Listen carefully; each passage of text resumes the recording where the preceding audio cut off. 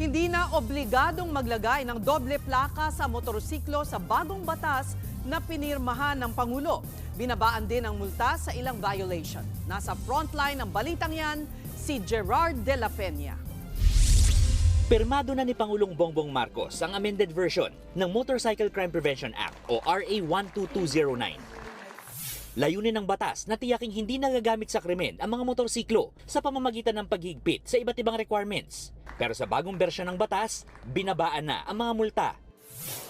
Sa unang bersyon ng Motorcycle Crime Prevention Act, obligado ang mga may-ari ng motorsiklo na maglagay ng plaka sa unahang bahagi ng kanilang sasakyan. Ito ngayon yung tinanggal na sa bagong bersyon ng batas na ito. Ayon sa grupo ng motorcycle riders, tinutulan na nila ang unang bersyon ng batas na pumasa noong 2019. Kaya laking pasalamat nila na naamyandahan na ito. Bakit namin na-post? Because of sa safety. Kung merong plaka sa harapan na malaki, tapos naging windbreaker yan, lilipad yung plaka niyan eh. Either do sa mga katabi mo or do sa rider.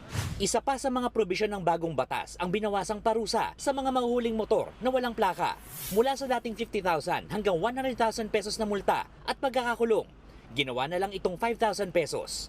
5,000 pesos na lang din ang multa sa mga hindi magre-report ng nawalang plaka, habang 20,000 pesos naman sa mga mahuhulihan ng nakaw na plate number. May parusa ring pagkakakulong at multang 10,000 piso ang mahuhuling namemeke o nagtamper ng plaka. Layunin ng binabaang multa na hindi naman maging discriminatory o labis-labis ang parusa sa mga rider na sumusunod naman sa batas. Yun nga lang, obligado pa rin ang mga may-ari ng motorsiklo na ilipat agad sa pangalan nila ang unit, 5 araw matapos itong mabili. Ang original owner naman, dapat i-report din sa LTO ang pagbenta sa loob na 5 araw mula ng transaksyon. Alam daw ng mga rider na para ito sa kaligtasan ng lahat, para matukoy ang pagkakakilanlan ng may-ari ng motorsiklo kung sakaling magkaroon ng aksidente o krimen. Pero hindi raw ito madaling sundin, gaya na lang ng motorcycle taxi rider na si Rov, na 2 buwan na mula nang bumili ng second-hand na unit. Pero hindi pa niya kayang gumastos ng 10,000 piso pamparehistro. Siguro sir, pag nakaipon po ako, ngayon kasi sa biyahe namin, sobrang tumal din talaga. Napakahirap kumita ng pera ngayon.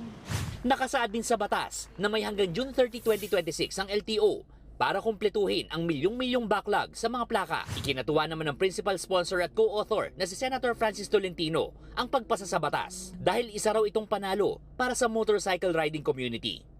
Nagbabalita mula sa Frontline, Gerard de la Peña, News 5. Mga kapatid, Cheryl Cosim po, huwag maging huli at maging una sa lahat sa balitaan. Para sa tuloy-tuloy na talakayan sa Frontline, mag-follow at mag-subscribe sa social media pages ng News 5.